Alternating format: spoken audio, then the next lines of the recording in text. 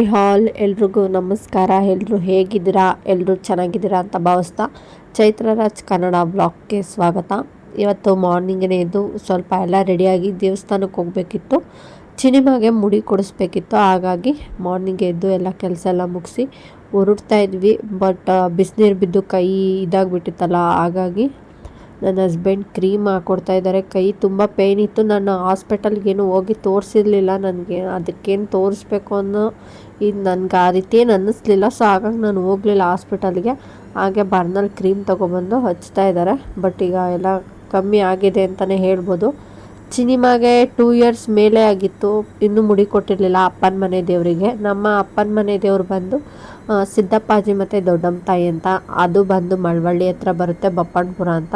So ಅಲ್ಲಿಗೆ ನಾವೀಗ ಹೊರಡ್ತಾ ಇದ್ದೀವಿ. ನಾನು ನನ್ನ ಹಸ್ಬೆಂಡು ಜೊತೆಗೆ ಅಲ್ಲಿ ನಮ್ಮ ಅಮ್ಮನ್ನ ಪಿಕ್ ಮಾಡಿಕೊಂಡು ಕರ್ಕೊಂಡು ಹೋಗಬೇಕು. ಇಲ್ಲಿ ಇಲ್ಲಿ ಹೋಗ್ಬೇಕಾದ್ರೆ ಹಾಗೆ ಗಿಡ ಎಲ್ಲ ಇತ್ತು. ಸೊ ಸ್ವಲ್ಪ ಐಟಮ್ ತೊಗೋಬೇಕಾಗಿತ್ತು. ಹಾಗೆ ಅದಕ್ಕೇ ನಾವು ಹೋಗ್ತಾ ಇದ್ದೀವಿ. ಬಟ್ ಸಿಕ್ಕಾಬಟ್ಟೆ ರೇಟ್ ಹೇಳಿದ್ರು ಅಂತಲೇ ಹೇಳ್ಬೋದು. ಒಂದು ಪಾಟ್ ತೊಗೋಬೇಕಾಗಿತ್ತು. ಹಾಗೆ ನಾಗದಳ್ಳಿ ಗಿಡ ಅಂತ ಬರುತ್ತೆ, ಸೊ ಅದನ್ನು ತೊಗೋಬೇಕಾಗಿತ್ತು. ಹಾಗಾಗಿ ಹೋಗಿದ್ವಿ. ಇದೇ ನಾಗದಳ್ಳಿ ಗಿಡ ಅಂತ ನಾವು ಕರೆದು. ಅದೊಂದಕ್ಕೆ 100 ರೂಪೀಸ್, 150 ರೂಪೀಸ್ ಹೇಳ್ತಿದ್ರು.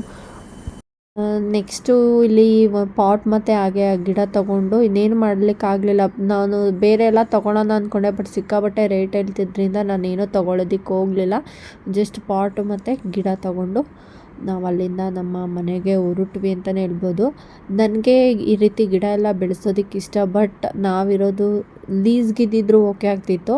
ಬಟ್ ನಾವಿರೋದು ರೆಂಟ್ ಆಗಿರೋದ್ರಿಂದ ಕ್ಯಾರಿ ಮಾಡೋದಕ್ಕೆಲ್ಲ ಕಷ್ಟ ಆಗುತ್ತೆ ಅಂತಲೇ ಹೇಳ್ಬೋದು. ಯಾಕಂದರೆ ಪಾಟೆಲ್ಲ ಸಿಕ್ಕಾಬಟ್ಟೆ ವೆಯ್ಟ್ ಇರುತ್ತೆ. ನಾವು ಫಸ್ಟ್ ಫ್ಲೋರಲ್ಲೇ ಇರ್ತೀವೋ ಅಥವಾ 3rd ಫ್ಲೋರಲ್ಲಿ ಇರ್ತೀವೋ ಹೇಳೋದಕ್ಕಾಗಲ್ಲ ಅಲ್ಲ. ಸೊ ಹಾಗಾಗಿ ನಾನು ಅಷ್ಟು ಏನೂ ಗಿಡ ಎಲ್ಲ ತೊಗೊಳೋದಕ್ಕೆ ಹೋಗಿಲ್ಲ. ನೋಡೋಣ ಮುಂದೆ ದೇವ್ರ ದಯದಿಂದ. ನಮ್ಮದು ಅಂತ ಒಂದು ಸ್ವಂತ ಮನೆ ಆದರೆ ನನಗೆ ಒಂದು ಗಾರ್ಡನ್ ಮಾಡಬೇಕು ಅಂತ ಆಸೆ ಇದೆ. ನೋಡೋಣ, ದೇವ್ರ ದಯೆಯಿಂದ ನೆರವೇರಿದ್ರೆ ಸಾಕು ಅಂತ ಭಾವಿಸ್ತೀನಿ.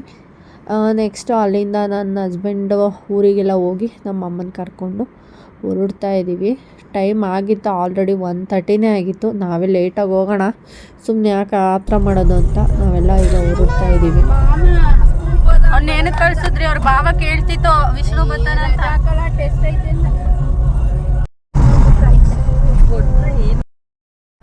ಪೂಜೆ ಸಾಮಾನು ಏನು ತೊಗೊಬಂದಿರಲಿಲ್ಲ ನಮ್ಮಮ್ಮ. ಯಾಕಂದ್ರೆ ಅವರು ಊರಲ್ಲಿ ಇರೋದ್ರಿಂದ ಅಲ್ಲೇನೋ ಅಷ್ಟು ಸಿಗಲ್ಲ. ಹಳ್ಳಿ ಸೈಡ್ ನಿಮಗೆ ಗೊತ್ತಿರುತ್ತೆ, ಹಳ್ಳಿ ಕಡೆ ಇದ್ದವರಿಗೆ. ಸೊ ಹೋಗ್ತಾನೆ ತೊಗೊಳ್ಳೋಣ ಅಂತ ಅವರು ಬಂದರು. ನಾನು ಮಣ್ಣಿನ ದೀಪ ಏನೋ ತೊಗೊಬಂದಿರಲಿಲ್ಲ. ಬಟ್ ನಮ್ಮಮ್ಮ ಹಸು ಒಳ್ಳೇದಾಗುತ್ತೆ ಅಂತ ಅವರು ಹಸ್ತಿದ್ರಲ್ವ.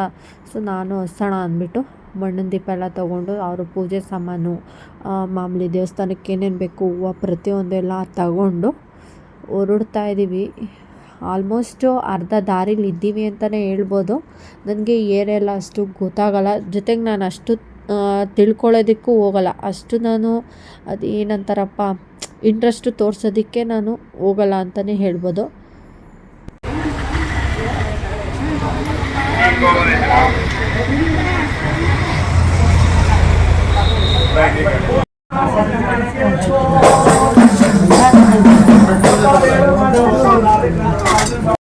ಸಿದ್ದಪ್ಪಾಜಿ ಕತೆ ಕೇಳಿರೋರು ಗೊತ್ತಿರ್ಬೋದು ಅಂದ್ಕೊಳ್ತೀನಿ. ಇದು ಜೀವಂತವಾಗಿದ್ದು ಅದು ಗದ್ದಿಗೆ ಅಂತ ಹೇಳ್ತಾರೆ. ಸೊ ಅಲ್ಲೇ ಇದಾಗಿರೋ ಅಂಥದ್ದು.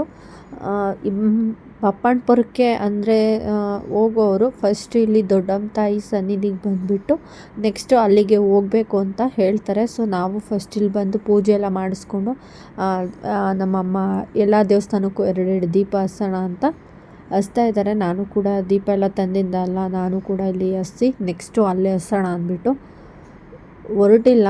ಬಟ್ ಇಲ್ಲಿ ನನ್ನ ಹಸ್ಬೆಂಡ್ ಕೋತಿ ಇದ್ವಲ್ಲ, ಚಿನಿಮಾಗೆ ಕೋತಿ, ಈ ಪ್ರಾಣಿ ಅಂದರೆ ಇಷ್ಟಪಡ್ತಾಳೆ. ಹಾಗಾಗಿ ಅವರ ಪಪ್ಪ ಮತ್ತು ಅವರಿಬ್ಬರೂ ಆ ಕೋತಿಗೆ ಬಾಳೆಹಣ್ಣು ತಿನ್ನಿಸ್ಬೇಕು ಅಂತ ಇದು ಮಾಡ್ತಾಯಿದ್ದಾರೆ.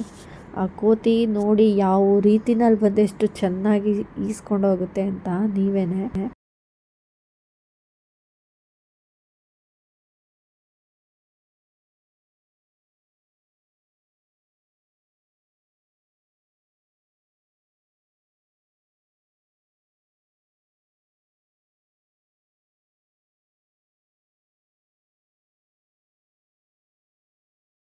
ಎಲ್ಲಿಗೆ ಹೋಗ್ತಾ ಇದ್ದೀರಾ?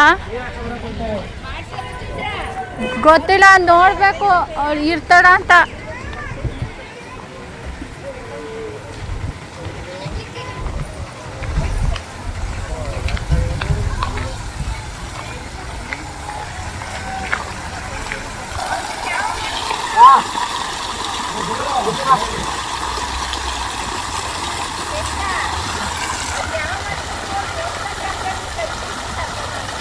ರೀ ಸ್ನಾನ ಮಾಡಿಸ್ಬಿಟ್ಟು ದೇವಸ್ಥಾನ ಬಾಕ್ಲಂತೆ ಕೈ ಮುಗಿಸ್ಬಿಟ್ಟು ಕರ್ಕ ಬರ್ಬೇಕಂತೆ.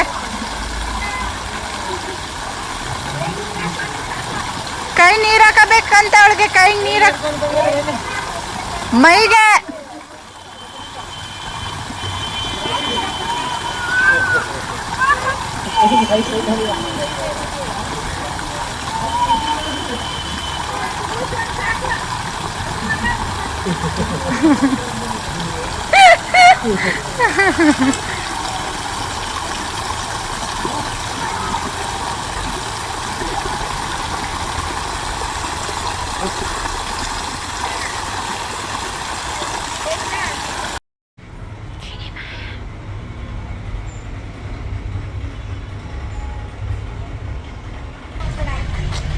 ನಾನು ಆಗಲೇ ಹೋಗಿ ಬಂದಾಯ್ತು.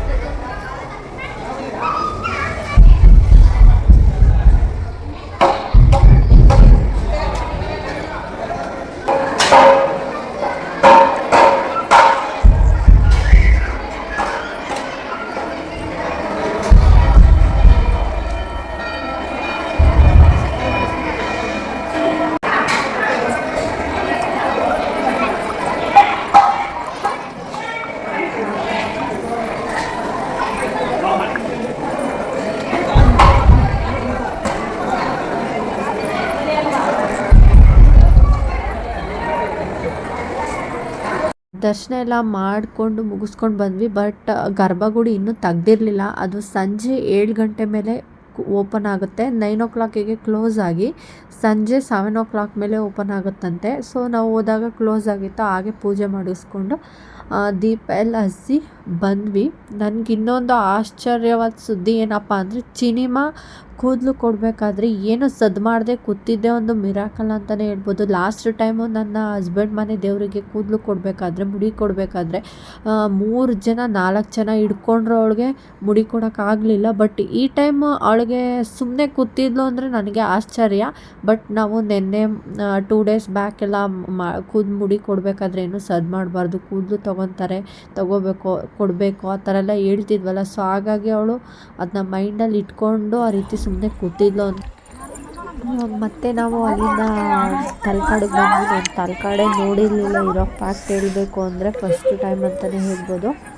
ಬಟ್ ಚೆನ್ನಾಗಿತ್ತು. ನಾವು ಹೋದಾಗ ಒಂದು 5 ಓ ಕ್ಲಾಕ್ ಏನೋ 5:30ನೇ ಆಗಿತ್ತು ಅಂತ ಹೇಳ್ಬೋದು. ಬಟ್ ಈಗ ಬೇಗ ಹಾಗಾಗಿ ಸ್ವಲ್ಪ ದೇವಸ್ಥಾನ ಎಲ್ಲ ನೋಡಿಕೊಂಡು ಹಾಗೆ ಬಂದ್ವಿ. ಅಮ್ಮ ಯಾರು ಬರಲಿಲ್ಲ, ಅವ್ರು ನೋಡಿದ್ದೀವಿ ಅಂತ. ನಾನು ನೋಡಿರಲಿಲ್ಲ ಅಲ್ವಾ. ಸೊ ಜಾಸ್ತಿ ಓಡಾಡಿ ಟಯರ್ಡ್ ಆದೋ ರೀತಿನಲ್ಲಿ ಫೀಲ್ ಆಗ್ತಿತ್ತು. ನಾನು ಅದನ್ನ ನೋಡ್ತಿದ್ರೆ ನಾನು ಹಂಪಿಗೆ ಹೋಗಿ ಬಂದಿದ್ದೆ. ಸೊ ಸೇಮ್ ನನಗೆ ಹಂಪಿ ನೋಡ್ದಂಗೆ ಫೀಲ್ ಆಗ್ತಿತ್ತು. ಬಟ್ ಚೆನ್ನಾಗಿತ್ತು ಅಂತಲೇ ಹೇಳ್ಬೋದು. ಫಸ್ಟ್ ಟೈಮ್ ಹೋಗಿದ್ದು, ಎಂಜಾಯ್ ಮಾಡ್ಕೊಂಡು ಬರ್ಬೋದು ಅಂತ.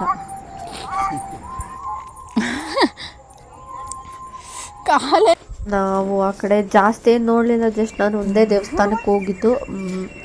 ಇನ್ನು 2 ದೇವಸ್ಥಾನ ಇದೆ ಅಂತ ಹೇಳಿದ್ರು, ಬಟ್ ನಾನು ಹೋಗಲಿಲ್ಲ. ಜಸ್ಟ್ ಒಂದು ದೇವಸ್ಥಾನಕ್ಕೆ ಹೋಗಿ ಮತ್ತೆ ರಿಟರ್ನ್ ಹಾಗೆ ಬಂದ್ಬಿಟ್ವಿ. ಬಟ್ ಕತ್ಲೆ ಆಗಿತ್ತಲ್ವ, ಸೊ ಭಯ ನನಗೆ, ಹಾಗಾಗಿ ಬೇಡ ಬಂದಿರಿ, ನೆಕ್ಸ್ಟ್ ಟೈಮ್ ಯಾವಾಗಾದ್ರೂ ಫ್ರೀ ಇದ್ದಾಗ ಹೋಗೋಣ ಅಂತ. ಅಲ್ಲಿಂದ ನಮ್ಮ ಮನೆಗೆ ಬಂದು ಅಲ್ಲಿ ನಮ್ಮಮ್ಮ ಅಡುಗೆ ಎಲ್ಲ ಮಾಡಿದ್ರು. ಊಟ ಎಲ್ಲ ಮಾಡಿಕೊಂಡು ನಾವು ನೈಟೇ ರಿಟರ್ನ್ ಆದ್ವಿ. ಬಟ್ ಉಳ್ಕೊಳ್ಳೋದಕ್ಕೆಲ್ಲ ಹೋಗಲಿಲ್ಲ, ನೈಟೇ ಬಂದ್ವಿ. ಸ್ವಲ್ಪ ಕೋಲ್ಡ್ ಆಗಿಬಿಟ್ಟಿದೆ, ಹಾಗಾಗಿ ಸ್ವಲ್ಪ ವೇರಿಯೇಷನ್ ಆಗ್ತಿದೆ ಅಂತಲೇ ಹೇಳ್ಬೋದು.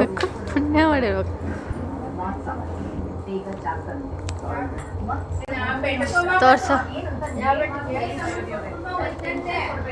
ಅಯ್ಯೋ ಕಡೆಕ್ ಸಾರ್ತಿಕ್ ಸೋಮವಾರ ಊರಲ್ಲಿ ಇರ್ಬೇಕು ನಾವು. ನಮ್ದಪ್ಪ ಅವತ್ತಲ್ವಾ ದೇವಸ್ಥಾನಕ್ಕೆ ಹೋಗಲ್ವಾ. ಚೆನ್ನಾಗೈತೆ ಡಮ್ಮ.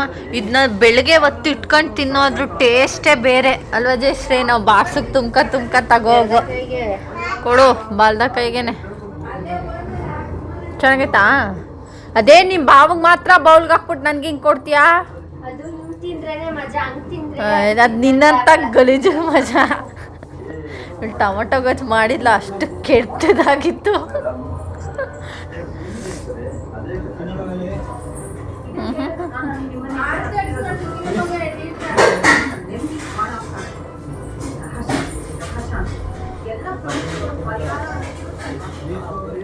ಎಷ್ಟಿರೋದು ಗೊತ್ತಾ?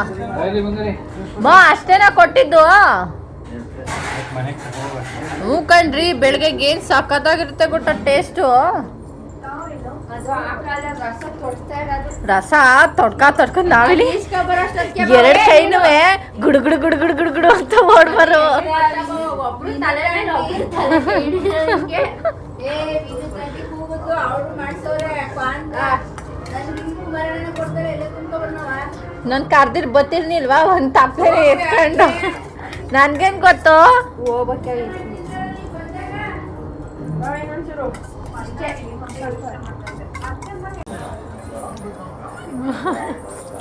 ನಾನು ನಮ್ಮನೆ ಬೆಳೆಯೋ ರಸಾದ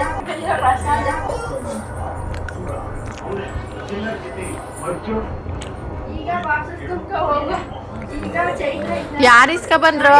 ಮನೇಲಿ ತಿನ್ಕೊಂಡು ನಮ್ಮ ಮಮ್ಮಿ ಎತ್ಕೊಂಡು ತಿಂತಾ ಇದ್ದೆ ಮನೇಲಿ. ಹೊಡಿದ್ರೆ ನಾನು ಅದೇನು ಕೈಯ ಹೆಂಗದೆ ಗೊತ್ತಪ್ಪವ. ನೋವಾಯ್ತಾ ಅಂತ ಕೇಳ್ತಿದ್ದೆ. ಎತ್ತಿಕ್ಕವ್ರ ಲಕ್ಷಣ ಕಣೆ ಇದು. ಹಂಗಲ್ಲ ಜಯಶ್ರೀ, ಹಂಗೆ ಹೊಡ್ಸ್ಕೊಂಡು ಹೋಯ್ತಿದ್ದೆ, ತಿರುಗಿಸಿ ಹೊಡಿನೇ ಇಲ್ಲ. ಹಂಗೆ ಹೊಡ್ಸ್ಕೊಂಡು ಹೋಯ್ತಿದ್ದೆ, ತಿರುಗಿಸಿ ಹೊಡಿನೇ ಇಲ್ವಲ್ಲ ಅಂತ. ಬರ್ತೀನಿ ಪ್ರಸಾದ ತುಂಬ ಅಂತ ಹೋಗಿ ಬಾರೆ. ಓಕೆ ಗಾಯ್ಸ್, ಈ ವಿಡಿಯೋನ ನಾನು ಇಲ್ಲಿಗೆ ಎಂಡ್ ಮಾಡ್ತಾ ಇದ್ದೀನಿ. ಈ ವಿಡಿಯೋ ನಿಮಗೆ ಇಷ್ಟವಾಗಿದ್ದರೆ ಲೈಕ್ ಮಾಡಿ, ಹಾಗೆ ಸಬ್ಸ್ಕ್ರೈಬ್ ಮಾಡ್ಕೊಳ್ಳಿ. ನನ್ನ ಚಾನಲ್ಗೂ ಕೂಡ ಸಪೋರ್ಟ್ ಮಾಡಿ ಅಂತ ಹೇಳ್ತಾ, ಥ್ಯಾಂಕ್ ಯು ಫಾರ್ ವಾಚಿಂಗ್.